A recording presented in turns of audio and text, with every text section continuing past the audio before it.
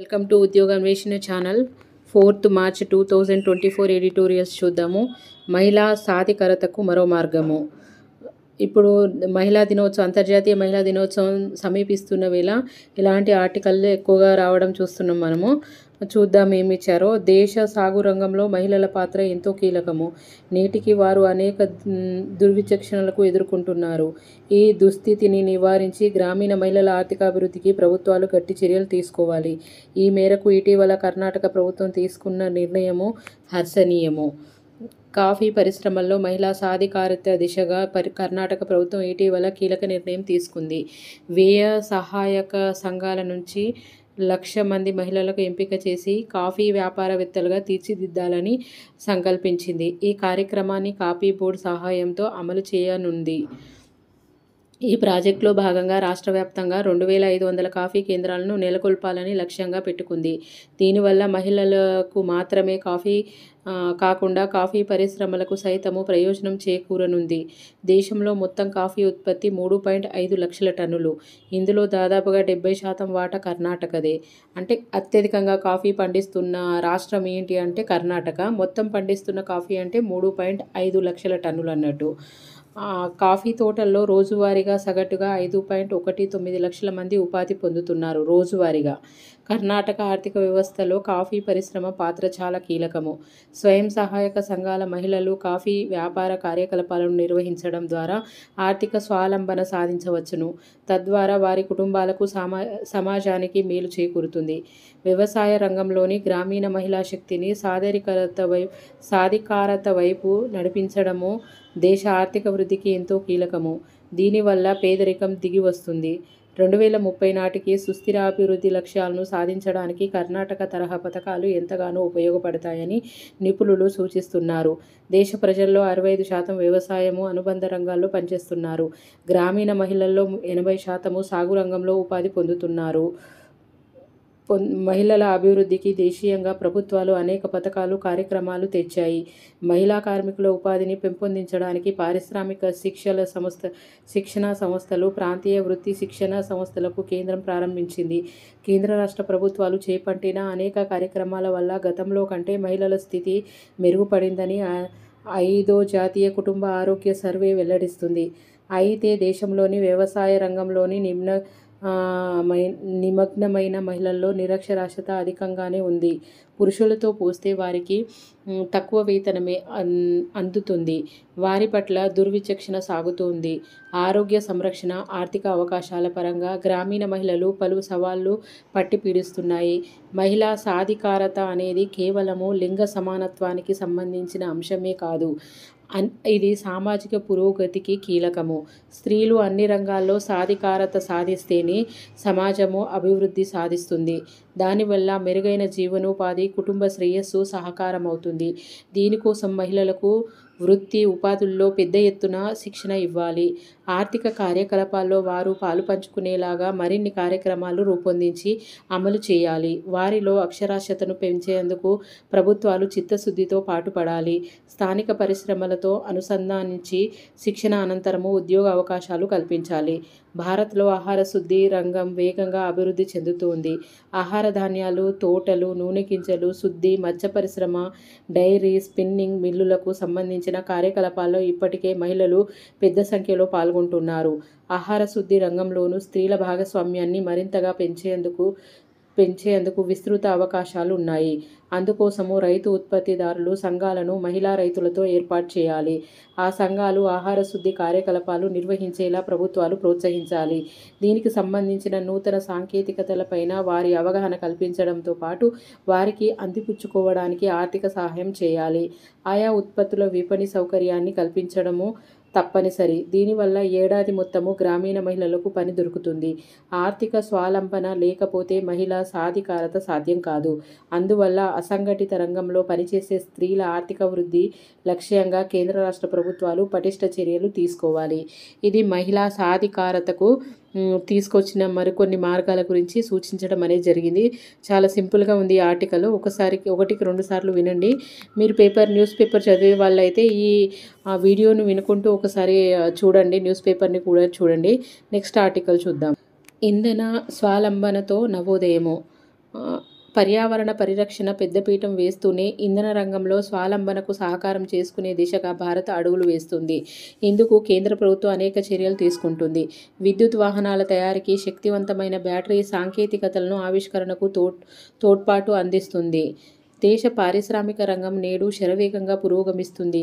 కేంద్ర భారీ పరిశ్రమల మంత్రిత్వ శాఖ 3 కీలక రంగాలకు ప్రాధాన్యమివ్వడము ఇందుకు ఎంతగానో దోహదపడుతుంది.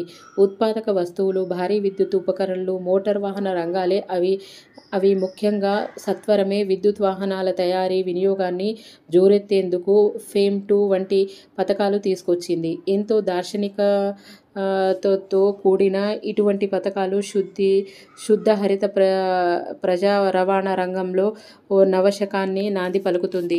శిలాజ ఇంధనాల వినియోగాన్ని, కార్బన్ ఉద్గారాలను తగ్గించడంలో ప్రభుత్వం చిత్తశుద్ధిని అవి చాటుతున్నాయి. వాహన విడిభాగాల రంగంలో ఉత్పాదక నైపుణ్యాలు, సామర్థ్యాలను పెంపొందించడానికి భారీ పరిశ్రమ శాఖ ఉత్పత్తి అనుసంధాన ప్రోత్సాహక PLI పథకము తీసుకొచ్చింది. ఇటువంటి చర్యలు అధునాతన వాహన సాంకేతికత, AAT ఉత్పత్తుల రంగంలో సరఫరా గొలుసుతో పాటు ఆర్థిక వ్యవస్థలను ప్రోత్సహించడానికి ఇతోధికంగా తోడ్పడతాయి. తద్వారా భారత్కు స్వయం సమృద్ధి వైపు నడిపిస్తూ ప్రపంచవ్యాప్త పోటీతత్వాన్ని ప్రోధి చేస్తున్నాయి.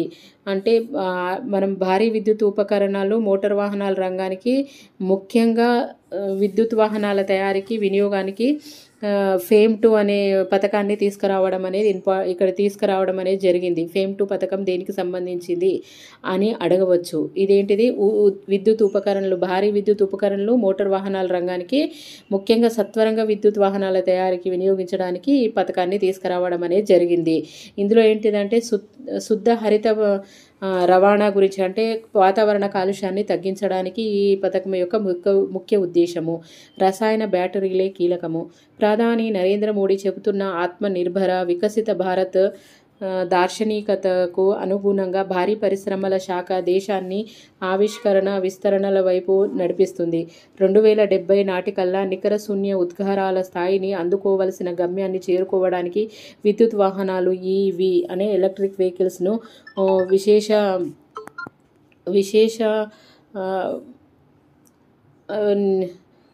విశేష ప్రాధాన్యతనిస్తుంది. ఎలక్ట్రానిక్ వాహనాల పురోగతి, వాటి పనితీరు, సామర్థ్యాల పెంపుకు ఆధునిక రసాయన సెల్స్ ACC కీలకమవుతున్నాయి. ముఖ్యంగా విద్యుత్ వాహన రంగంలో ఆవిష్కరణలకు లిథియం అయాన్ సాలిడ్ స్టేట్ బ్యాటరీలు అత్యంత ముఖ్యము. ఎందుకంటే వేగవంతమైన ఛార్జింగ్లతో పాటు నిరాటంకంగా ప్రయాణించడానికి అవసరమైన చోదక శక్తిని ఇవి అందిస్తున్నాయి. సాంప్రదాయ ఇంధనాలతో పోలిస్తే ఈ బ్యాటరీలు ఎంతో భద్రమైనవి. మరింత ఎక్కువ దూరం ప్రయాణించడానికి వీలుగా వీటిని అభివృద్ధి చేయడం ద్వారా వినియోగదారులు EVల వైపు మళ్లించేందుకు ప్రయత్నాలు ముమ్మరమయ్యాయి. ACCపై జరుగుతున్న పరిశోధనలు మరింత సమర్థ బ్యాటరీల ఆవిష్కరణకు దోహదపడతాయి. తద్వారా అవి వాహనాల ద్రవ్యరాశి తగ్గడానికి, సామర్థ్యం పెరగడానికి దారితీస్తాయి. కాబట్టే సుస్థిర విద్యుత్ రవాణా పర్యావరణ వ్యవస్థకు ఆధునిక రసాయన బ్యాటరీలే మూలస్తంభం అవుతాయి. కేంద్ర ఆర్థిక శాఖ మంత్రులు నిర్మలా సీతారామన్ ఇటీవల మధ్యంతర పద్దును ప్రవేశపెడుతూ EV రంగానికి ఉరకలెత్తించే సమగ్ర వ్యూహాన్ని ప్రస్తావించారు. విద్యుత్ వాహన పర్యావరణ వ్యవస్థను పటిష్టీకరించే దిశగా తయారీ సామర్థ్యాల పెంపు, ఛార్జీల వసతుల కల్పన కోసము ప్రత్యేక చర్యలు తీసుకుంటామని వెల్లడించారు. వాతావరణ మార్పులను ఎదుర్కోవడానికి భారత్ COP26 ఇది ఇంపార్టెంట్. COP26వ సదస్సులో చేసిన ప్రతిజ్ఞకు ఎక్కడ జరిగిందంటే దుబాయ్లో జరిగింది. అనుగుణంగా ప్రభుత్వం ఈ చర్యలు తీసుకుంటుంది. దేశము 2070 నాటికి నికర శూన్య ఉద్గారాల స్థాయిని సాధించాలనే విశిష్ట లక్ష్యాన్ని చేరుకోవడానికి ఇవి దోహదపడతాయి. అంతేకాదు వాహన రంగంలో ప్రపంచ ఛాంపియన్గా ఉద్భవించాలన్న ఆకాంక్ష నెరవేర్చుకోవడంతో పాటు పర్యావరణ, సుస్థిర ఆర్థికాభివృద్ధి వంటి బహుముఖ లక్ష్యాల సాధనకు ఈ చర్యలు ఎంతగానో కీలకమవుతాయి.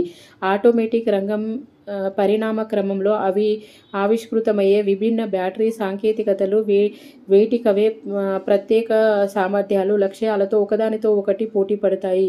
ఇప్పటికే శక్తి సామర్థ్యాల పరంగా మన్నికలో లిథియం అయాన్ బ్యాటరీలు ముందంజలో ఉన్నాయి. ఎప్పటికప్పుడు జరిగే ఆవిష్కరణల విద్యుత్ వాహన రంగ స్వరూపాన్ని సమూలంగా మార్చేయగలవు. ఈవీలు అన్ని వాతావరణ పరిస్థితుల్లో తట్టుకొని మరింత భద్రంగా ముందుకు సాగిపోవడానికి లిథియం అయాన్ ఫాస్ఫేట్ బ్యాటరీలు ఇప్పుడిప్పుడే అందివస్తున్నాయి. 10 గిగావాట్ గంటల GWH సామర్థ్యంతో కూడిన ఆధునిక రసాయన బ్యాటరీ తయారీకి సంబంధించి ఉత్పత్తి అనుసంధాన ప్రోత్సాహక పథకము PLI ACC రీబిడ్డింగ్ సంబంధించి భారీ పరిశ్రమ శాఖ ఇటీవల ప్రకటన వెలువరించింది. స్వదేశీ ఆవిష్కరణకు ప్రోత్సహించడంతో ప్రభుత్వ నిబద్ధత నిదర్శనం ఇది. అనేక మంది దరఖాస్తుదారులు PLI ACC కింద పోటీ పడేందుకు సిద్ధమవుతున్నారు. తద్వారా భారత్ దేశీయ ఉత్పాదకతలో అనూహ్య వేగం అందుకోవడానికి ఉవ్విళ్లూరుతుంది. స్వయం సమృద్ధి దిశగా ప్రభుత్వం తీసుకుంటున్న అనేక విధానాలు గొలుసుకట్టు ప్రభావము దేశీయ విద్యుత్ వాహనాల పర్యావరణ వ్యవస్థకు ఇతోధికము లభిస్తుంది. ప్రధానంగా PLI ACC పథకం వల్ల ఈ వ్యవస్థలో ప్రైవేట్ పెట్టుబడుల ప్రవాహము జోరెత్తుతుంది. ఆవిష్కరణలకు విస్తృత స్థాయిలో ఊతం లభిస్తుంది. ప్రైవేట్ ప్రత్యామ్నాయాల ద్వారా బ్యాటరీల సామర్థ్యాన్ని 60 నుంచి 80 గిగావాట్ల గంటకు పెంచే లక్ష్యము విద్యుత్ వాహనాల సాంకేతికతలో భారత్ ప్రపంచ అగ్రగామిగా నిలబడుతుంది. ఆధునిక రసాయన బ్యాటరీలతో కొత్త పుంతలు తొక్కడం ద్వారా విద్యుత్ వాహన రంగంలో పునరుజ్జీవనానికి భారత్ సంసిద్ధమవుతుంది. ఓవైపు దార్శనిక విధానాలతో ఆవిష్కరణకు ఊతమిస్తూ, మరోవైపు పర్యావరణ హితమైన రీతిలో దేశాన్ని స్వయం సమృద్ధి వైపు నడిపిస్తూ సుసంపన్నమైన భవిష్యత్తుకు మార్గం సుగమం చేస్తుంది. ఇది బ్యాటరీల తయారీలో భారతదేశము అంటే ఎలక్ట్రిక్ వెహికల్స్ పర్యావరణానికి హాని కలిగించకుండా ఉంటుందని అటువైపు మొగ్గు చూపాలని COP26లో ఒప్పందంలో మనం ఒప్పుకోవడం అనేది జరిగింది. కొత్త సాంకేతికల గురించి బ్యాటరీలలో ఉపయోగించే లిథియం విషయంలో పరిమితులను అధిగమించే కొత్త సాంకేతికతలు సమీప భవిష్యత్తులోనే అందిరానున్నాయి. వనరులను సమర్థంగా వినియోగించుకొని చౌక ధరలకే బ్యాటరీలను అందించడం ముఖ్యంగా ఆ దిశలో సోడియం అయాన్ బ్యాటరీలు ఆశలు రేకెత్తిస్తున్నాయి. తక్కువ ఖర్చుతో మరింత సమర్థంగా శక్తిని నిల్వ చేయడానికి ఇవి దోహదపడతాయి. కేంద్ర ప్రభుత్వం ఎంతో దార్శనికతతో national program on advance chemistry cells ACC battery storage కోసము ఉత్పత్తి అనుసంధాన ప్రోత్సాహక పథకము PLI ప్రవేశపెడుతుంది. ఇటువంటి విధానాలు పటిష్టమైన ఉత్పాదక పర్యావరణ వ్యవస్థ స్థాపనకు దోహదపడుతున్నాయి. 50 గిగావాట్ గంటలకు ACC బ్యాటరీ సామర్థ్యాన్ని సాధించాలన్న సాహసోపేతమైన లక్ష్యాన్ని చేపట్టిన భారత్ బ్యాటరీ నిల్వల సామర్థ్యం విషయంలో అత్యున్నత స్థాయిని అందుకుంటుంది. వ్యూహాత్మక భాగస్వామ్యాలు, పారిశ్రామిక వ్యవస్థాపనతో కూడిన ACC PLI విధానము భారత్ ఇంధన స్వావలంబన ప్రత్యామ్నాయంలో ఒక నవోదయము. ఇదే అంటే ఈరోజు ఇంధనాల స్వావలంబనతో నవోదయం అనే దానికి ఇచ్చిన ఆర్టికల్ చూద్దాము. Next article. విపక్ష శిబిరంలో అసమ్మతి జడి. కాంగ్రెస్ పార్టీకి గత వారము రాజ్యసభ ఎన్నికల్లో అనూహ్య పరాభవం ఎదురైంది. హిమాచల్ ప్రదేశ్లో హస్తం పార్టీ నేతల్లోని అసమ్మతి ఈ ఎన్నికల్లో బట్టబయలైంది. ఉత్తరప్రదేశ్లో సమాజ్వాదీ అభ్యర్థి ఓటమి ప్రతిపక్ష కూటమికి పెద్ద ఎదురుదెబ్బే. ఇటీవల హిమాచల్ ప్రదేశ్ రాజ్యసభ ఎన్నికల్లో 6 కాంగ్రెస్ శాసనసభ్యులు తమ పార్టీ అభ్యర్థికి అభిషేక్ మను సింఘ్వీకి వ్యతిరేకంగా ఓటు వేశారు. ఉత్తరప్రదేశ్లో కాంగ్రెస్ మిత్రపక్షం సమాజ్వాదీ పార్టీకి 1/2 డజన్ పైగా ఎమ్మెల్యేలు తమ అధికార అభ్యర్థికి వ్యతిరేకంగా ఓటు వేసి భారతీయ జనతా పార్టీ అదనంగా మరొక రాజ్యసభ సీటు కట్టబెట్టారు. మొన్నటి దాకా రాజ్యసభ సభ్యుడిగా ఉండి మళ్లీ సీటు ఆశించిన ఆనంద్ శర్మ హిమాచల్తో సంబంధం లేని సింఘ్వీని రాజ్యసభకు పోటీ చేయించడంపై నిరసన వ్యక్తం చేశారు. హిమాచల్ కాంగ్రెస్ ముఖ్యమంత్రి సుఖ్వీందర్ సింగ్ సుక్కు పైన పార్టీలో అసమ్మతి ఉన్నది బహిరంగ రహస్యమే. తారాస్థాయికి లుకలుకలు.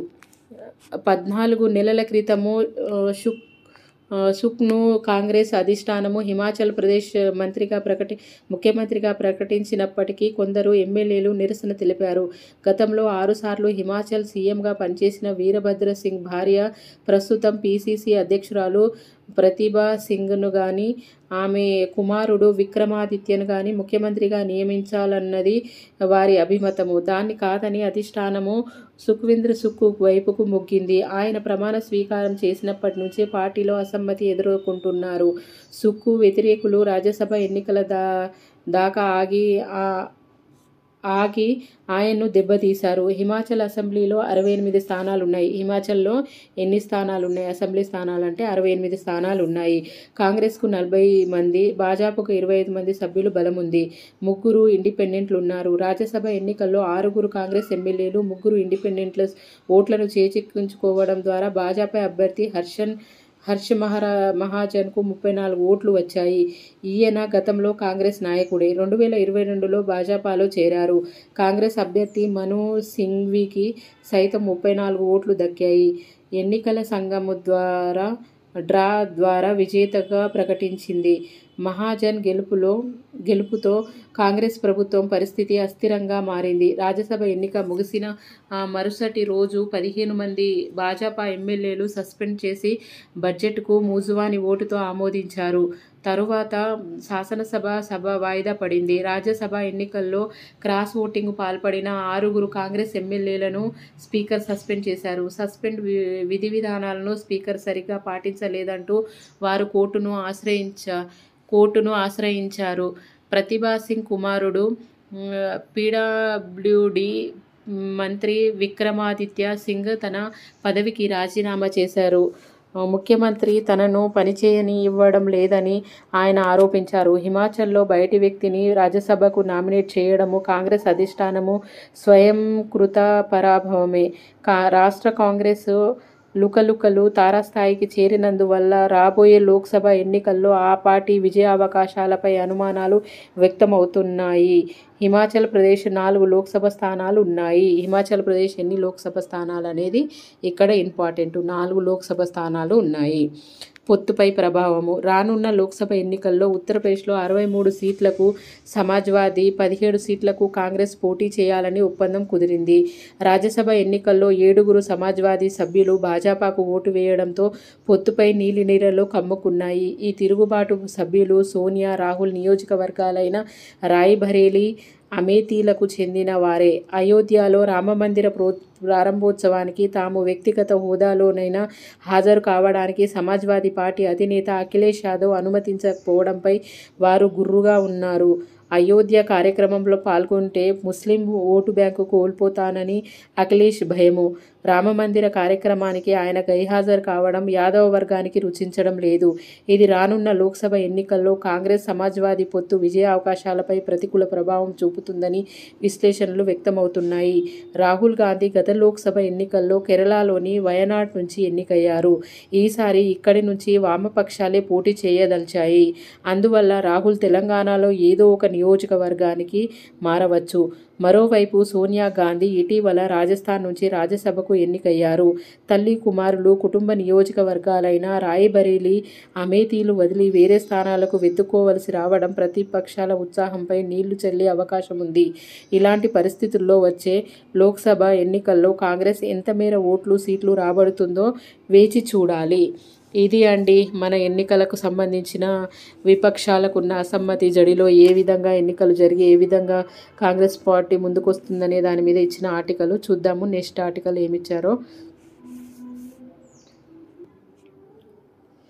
బెయిలా జైలా? ప్రాథమిక న్యాయ సూత్రాల ప్రకారంగా సాక్ష్యాధారాల సహితంగా దోషిత్వము రుజువయ్యేదాకా ప్రతి వ్యక్తి నిర్దోషియే వాస్తవంలో.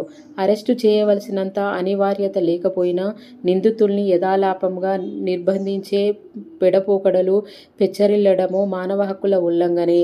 గుజరాత్లో దేశవ్యాప్త జిల్లా జడ్జీల సమావేశాన్ని ఉద్దేశించి తాజాగా చేసిన ప్రసంగంలో భారత ప్రధాన న్యాయమూర్తి జస్టిస్ డి.వై. చంద్రచూడ్ కీలక అంశాన్ని ప్రస్తావించారు. న్యాయ పరిభాషలో బెయిలు మంజూరు సర్వసాధారణము కావాలి. జైలుకు పంపడం అన్నది ప్రత్యేక సందర్భాల్లోనే చేయాలి. క్షేత్రస్థాయిలో ఆ స్ఫూర్తి వట్టిపోతుందని సీజేఐ సూటిగా తప్పుపట్టారు. అరెస్టులో అవసరమైనప్పుడు నిందితులను ఉదారంగా బెయిలుకు మంజూరు చేయాలని సర్వోన్నత న్యాయస్థానం 2 ఏళ్ల క్రితం నిర్దేశించింది. ఆ తీర్పును ట్రయల్ కోర్టులు పెద్దగా పట్టించుకోకపోవడం పట్ల నిరుడు తీవ్రంగా స్పందించిన సుప్రీంకోర్టు యాంత్రికంగా రిమాండ్ ఉత్తర్వుల జారీకి పాల్పడుతున్న న్యాయమూర్తులకు శిక్షణ ఇవ్వాల్సి ఉంటుందని అప్పట్లో స్పష్టీకరించింది. నేర తీవ్రత, నిందితుల వయస్సు, ఆరోగ్య స్థితిగతుల వంటివన్నీ పరిగణలోకి తీసుకొని బెయిలు మంజూరు చేయాలో వద్దో నిర్ణయించవలసిన ట్రయల్ కోర్టులెన్నో యాంత్రికంగా జైలునే తీర్మానించేస్తున్నాయి. ఈ ధోరణి నిందితుల్ని నిరాశ నిస్పృహలకు గురిచేయడంతో పాటు దిగువ స్థాయి నుంచి పెండింగ్ కేసుల కొండల్ని పెంచేస్తూ హైకోర్టులపైన, సుప్రీంకోర్టుల మీద పని ఒత్తిడిని ఇంతలెంతలకు చేస్తుంది. న్యాయం మిథ్యగా మారి చీకటి కొట్టల్లో అసంఖ్యాక జీవితాలు పోగచూరుతున్నాయి. దేశవ్యాప్తంగా 1341 సెంట్రల్ జైళ్లు, 600 ఎన్ని సెంట్రల్ జైల్స్ ఉన్నాయంటే 1341 సెంట్రల్ జైళ్లు, 644 సబ్ జైళ్లు, 402 జిల్లా కారాగారాలు సామర్థ్యానికి మించి అధిక ఖైదీల్లో కిటకిటలాడుతున్నాయి. 2021 సంవత్సరానికి విచారణ దశలో 4.27 లక్షల మందితో మొత్తం ఖైదీల సంఖ్య 5.5 లక్షలుగా లెక్క తేలింది. నిజానికి దేశంలో జైళ్ల గరిష్ఠ సామర్థ్యం సుమారుగా 4.25 లక్షలే. చిన్న కేసులోనూ న్యాయస్థానాలు జైలు శిక్ష విధించడమే ఈ దురవస్థకు ప్రధాన కారణమని సుప్రీంకోర్టు మాజీ న్యాయమూర్తి జస్టిస్ అమిత్ పా రాయి సారథ్యంలో త్రిసభ్య సంఘము ఇటీవలే తప్పుపట్టింది. దర్యాప్తు విచారణ ప్రక్రియలో మితిమీరిన జాప్యము తీవ్ర ఆందోళనకరమని జైలు సంస్కరణల కమిటీ ఆక్షేపించింది. నిందితుల్ని శిక్షించాలా, బెయిలుకు బిగపట్టే పోకడలు పర్యవసానంగా పౌర స్వేచ్ఛ ఏళ్ల తరబడి చెరల్లో చిక్కి కదలబోతోంది. కనీసము అభియోగాలైనా నమోదు చేయకుండా నిందితుల్ని 11 ఏళ్ల పాటు జైల్లో ఉంచుతారా అని సుప్రీంకోర్టే ప్రశ్నించాల్సి రావడము దేశంలో న్యాయ వ్యవస్థకు నిలువుటద్దము. క్రిమినల్ కేసుల పరిష్కారంలో భాగంగా బెయిల్ అభ్యర్థులపై ట్రయల్ కోర్టు సాధారణంగా వారం రోజుల్లో నిర్ణయం తీసుకోవాలి. చిన్న చిన్న నేరాలపై జైల్లో ఉన్న విచారణ ఖైదీల కేసులను 6 నెలల్లో ఒక కొలిక్కి తేవాలన్న సుప్రీం నిర్దేశాలను సరైన మన్నన కొరవడింది. వందల వేల కోట్ల రూపాయలు ప్రజాధనాన్ని దర్జాగా దోపిడీ చేసిన జగన్మోహన్గాళ్లు బెయిలుపైన సంవత్సరాల పాటు సంచరిస్తూ ఏలేస్తున్నారు. అణగారిన బలహీన వర్గాలకు చెందిన విచారణ ఖైదీలెందరో కుటుంబపరంగా, ఆర్థికంగా తగినంత తోడ్పాటు లేక బెయిళ్లకు నోచుకోలేకపోతున్నారు. అభాగ్య ఖైదీలకు ఆర్థిక తోడ్పాటు నిమిత్తము కేంద్రము రూ. 20 కోట్ల వార్షిక నిధి నెలకొల్పడం దిద్దుబాటులో వేసిన ముందడుగు. లా కమిషన్ చెప్పినట్లుగా ఆర్థిక కుంభకోణాలు, మోసాలు, మనీ లాండరింగ్, నల్లధన నేరాభియోగాలను నెత్తిన మోస్తున్న వాళ్లకు బెయిళ్ల మంజూరులో మరింత జాగరూకతతో వ్యవహరించాలి. దాంతోపాటు 21వ రాజ్యాంగ అధికరణ స్ఫూర్తికి పట్టం కట్టుతూ వ్యక్తి స్వేచ్ఛను ఊపిరులూదేలా బెయిలు నియమ నిబంధనలను మానవీయంగా తీర్చిదిద్ది అమలు పరచాలి. ఇది బెయిలా జైలా అనే దాని మీద ఇచ్చిన ఆర్టికల్. నిజంగా ఇప్పుడు నేరం చేసిన వారికంటే అంటే ఆర్థికంగా తక్కువ స్థాయిలో ఉన్న వారికి ఎక్కువ శిక్షలు పడుతున్నట్టు గతంలో ఎన్నో ఆర్టికల్స్ మనం చూసాము. ఇవ్వండి ఈరోజు ఆర్టికల్స్. మీకు నచ్చితే ఈ ఛానల్ని లైక్ చేయండి, షేర్ చేయండి. అవసరమైన మీ మిత్రులకి ఈ ఆర్టికల్స్ గురించి, ఎడిటోరియల్స్ గురించి తెలియజేయండి. సబ్స్క్రైబ్ చేసుకోండి. Thank you. ఇంకో ఆర్టికల్ ఉందండి, చూద్దాం. ఇంకొకటి ఏంటంటే గ్రీన్ కార్డులు ఆశల గుజ్జన గుళ్ళు అనేది ఇచ్చారు. ఉద్యోగము, వ్యాపారం కోసము అమెరికా వెళ్లే భారతీయులు ఆ దేశ పౌరసత్వం సాధించే అక్కడే స్థిరపడాలని కలలు కంటారు. అది నెరవేరాలంటే మొదట శాశ్వత నివాస హోదానిచ్చే గ్రీన్ కార్డ్ రావాలి. దానికోసమని పెద్ద సంఖ్యలో భారతీయులు దరఖాస్తులు పెడుతుంటారు. కానీ చాలా తక్కువ మందికే గ్రీన్ కార్డులు మంజూరు అవుతూ ఉంటాయి. అంటే గ్రీన్ కార్డు గురించి అంటే విదేశాలకు చాలామంది వెళ్తూ ఉంటారన్నట్టు. అమెరికాలో శాశ్వత నివాస హోదా గ్రీన్ కార్డు పొందిన వారు అక్కడ సులభంగా ఉద్యోగాలు మారవచ్చును, వ్యాపారాలు చేసుకోవచ్చును. గ్రీన్ కార్డు వచ్చిన 3 నుంచి 5 ఏళ్లలో అమెరికా పౌరసత్వం లభిస్తుంది. వలస వచ్చిన వైద్యులు, ఇతర రంగాల నిపుణులు, పెట్టుబడిదారులకు లాటరీ పద్ధతిలో గ్రీన్ కార్డులు లభిస్తాయి. ఇక అమెరికా పౌరసత్వం ఉన్నవారు తమ తోబుట్టువులు, తల్లిదండ్రుల కోసం గ్రీన్ కార్డు దరఖాస్తులు పెట్టవచ్చు. ఇలా ఏటా కుటుంబ, ఉద్యోగ ఆధారిత గ్రీన్ కార్డుల జారీ దేశాల వారీగా కోటా అమలవుతుంది. అత్యధిక సంఖ్యలో భారతీయులు, చైనీయులు దరఖాస్తులు పెడుతున్నా ఆశించిన స్థాయిలో లభించడం లేదు. దుర్విచక్షణకు మరో రూపము. అమెరికా వలస వీసా H-1B మీద పనిచేస్తున్న ఐటీ ఉద్యోగులు గ్రీన్ కార్డుల కోసము కళ్ళు కాయలు కాసేలాగా ఎదురుచూస్తున్నారు. 2023లో ఇటువంటి ఉద్యోగాల సంఖ్య 18 లక్షల. వారిలో ఏకంగా 11 లక్షల మంది భారతీయులే. వారంతా గ్రీన్ కార్డు పొందాలంటే కొన్ని దశాబ్దాలు పడుతుంది. అందుకే భారతీయులు దరఖాస్తుదారుల్లో 4 లక్షల మంది తమ జీవిత కాలంలో శాశ్వత నివాస హోదా పొందలేరని అమెరికాకు చెందిన కాటో ఇన్స్టిట్యూట్ నివేదిక వెల్లడించింది. 2024లో ఉద్యోగ ఆధారిత గ్రీన్ కార్డుల కోసము దరఖాస్తు చేసిన 18 లక్షల మందిలో కేవలం 8% అవి లభిస్తున్నాయని వెల్లడించింది. అందులో భారతీయుల వాటా పరిమితంగానే ఉంటుంది. అగ్రరాజ్యము ఏటా 1,40,000 గ్రీన్ కార్డులు జారీ చేస్తుంది. నిరుడు సుమారుగా 59,000 మంది భారతీయులకు ఆ కార్డు వరించాయి. ఈ విషయంలో మెక్సికో మొదటి స్థానంలో, ఫిలిప్పీన్స్ మూడో స్థానంలో నిలవగా ఇండియా రెండో స్థానాన్ని ఆక్రమించింది. అంటే గ్రీన్ కార్డు పొందిన దాంట్లో మెక్సికో ఫస్ట్, సెకండ్ వచ్చేసి ఇండియా, థర్డ్ వచ్చేసి ఫిలిప్పైన్ దేశం ఉంది. మూడో స్థానంలో ఇండియా రెండో స్థానాన్ని ఆక్రమించింది. మెక్సికో జనాభా 12.9 కోట్లు, ఫిలిప్పైన్స్ జనసంఖ్య 11.2 కోట్లు. కానీ భారత్ జనాభా సుమారుగా 140 కోట్లు. ఉద్యోగాల కోసం అమెరికా వెళ్లే భారతీయులే అత్యధిక సంఖ్యలో ఉంటారు. అమెరికా టెక్ సంస్థలకు వారే ఆయుపట్టు. అమెరికాలో పనిచేస్తున్న భారతీయుల పిల్లల్లో లక్షల మంది తమ తల్లిదండ్రుల ద్వారా గ్రీన్ కార్డులను పొందలేరని అంచనా. కారణం, తల్లిదండ్రులు గ్రీన్ కార్డుల కోసము నిరీక్షిస్తుంటే అమెరికాలో పుట్టి పెరిగిన పిల్లలు 21 ఏళ్లు రాగానే భారత్కు తిరిగి రావాల్సి ఉంటుంది. ఇదంతా కుటుంబాలు విడిపోవడానికి దారితీస్తుంది. H-1B పైన పనిచేసే ఉద్యోగి తరఫున గ్రీన్ కార్డు కోసము దరఖాస్తు చేయవలసినది సంస్థ యజమానే. ఉద్యోగి కొలువు మారితే కొత్త యజమాని దరఖాస్తు ప్రక్రియను మళ్లీ మొదలుపెట్టాల్సి వస్తుంది. దాంతో నిరీక్షణ వ్యవధి మరిన్ని సంవత్సరాలు పెరిగిపోతుంది. అందుకే చాలామంది మెరుగైన ఉద్యోగాల కోసం అన్వేషించకుండా ఒక్కచోటే ఉండిపోతున్నారు. అమెరికా మొదట్లో తెల్లజాతి వారిని, ఎక్కువగా ఉత్తర ఐరోపా దేశాల వారికి మాత్రమే హక్కున చేర్చుకునేది. ఇది జాతి దుర్విచక్షణ ప్రతీక అని విమర్శలు రేగాయి. ఆ క్రమంలో 1965 నాటి అమెరికా అధ్యక్షుడు లిండన్ జాన్సన్ కొత్త వలస చట్టం తీసుకొచ్చారు. అప్పటి నుంచి ఐరోపాయేతర దేశాల నుంచి వలసలు ఎక్కువయ్యాయి. గ్రీన్ కార్డు జారీకి దేశాల వారి కోటాను నిర్ణయించడం కూడా జాతి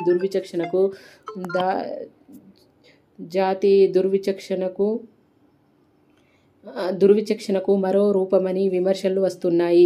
ఈ కోటాల ద్వారా నిపుణ సిబ్బందిలో ఇతర దేశాల నుంచి తెచ్చుకోలేకపోతున్నాయని అమెరికా సంస్థలు ఆవేదన వ్యక్తం చేస్తున్నాయి.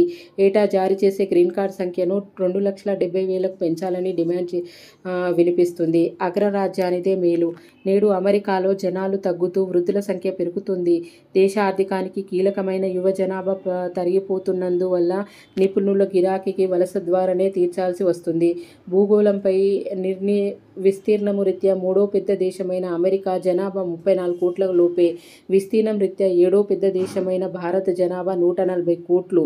భౌగోళికంగా భారతీయులు ఇముడ్చుకోగలిగే సత్తా అగ్రరాజ్యానికి ఉంది. చైనాకు నుంచి అమెరికా ఆర్థికంగా, వ్యూహపరంగా పోటీ పెరుగుతుంది. కాబట్టి ప్రస్తుత పరిస్థితులకు అనుగుణంగా అమెరికా వలస విధానాన్ని మార్చాలనే వాదన బలంగా వినిపిస్తుంది. ఇండియా తమకు వ్యూహాత్మక భాగస్వామి కాబట్టి గ్రీన్ కార్డు జారీలో భారత్కు ప్రాధాన్యం ఇవ్వడం అమెరికాకు మంచిది. ఇది గ్రీన్ కార్డు హోల్డర్ గురించి ఇచ్చింది. చాలా ఈజీ ఉంది కాబట్టి ఎక్స్ప్లెయిన్ చేయాల్సిన అవసరం లేదు. 1కి 2 సార్లు ఈ ఆర్టికల్స్ని వినండి.